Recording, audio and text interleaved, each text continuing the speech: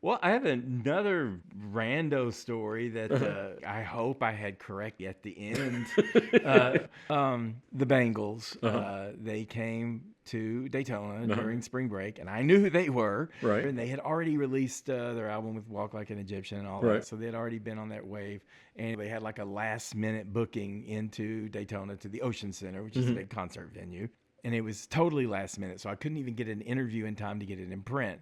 But as it happens, I had reviewed their new album and gotten that in print. So the manager said, "Oh, you can come meet them during sound check." So I went to the Ocean Center, and they were all there at a table, and I talked to them, and it was cool. I got to talk to all of them, and then they all left, and I talked to the manager again. He said, "Oh, you can hang out if you want to watch some of the sound check." And I was like, "Oh, okay." And so I was hustling back to the stage and this door flew open in front of me, and out come the Bangles, and they all had their backs to me. And little Susanna Hoffs was the last one out the door, and I gave her a flat tire. You know what that means? Like where you step on the heel of her. I stepped on the back of her shoe, and it went under her foot, and she looked up, and I was like, "Oh my God, oh, I'm sorry. And she was, "Oh, it's okay," and she pulled her shoe on. So I like slunk out into the stands, and they were doing their sound check. And my review was there at the sound check. And I realized it because they were one at a time. They'd go down there, and each one of them read it. So I got to each one go down there and read it. And it was a really positive review.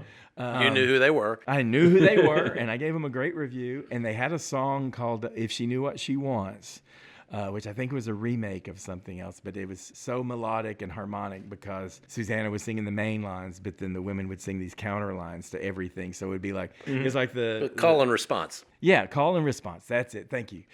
Later on, they were doing their show, and Susanna Hoffs, I swear to God, went up to the microphone and said, "This one's dedicated to Chuck." And they played If She Knew What She Wants. Now, maybe there was some other Chuck, but I like to think that I'm the Chuck that they dedicated a song to. And You called it out in the review. I called it out in the review, yes. And they She all remembered. had just read that, and they remembered. So that was a special moment. That was you. It had to be me. Absolutely. But, as soon as you assume something like that, it'd be like, Chuck Woolery was in town.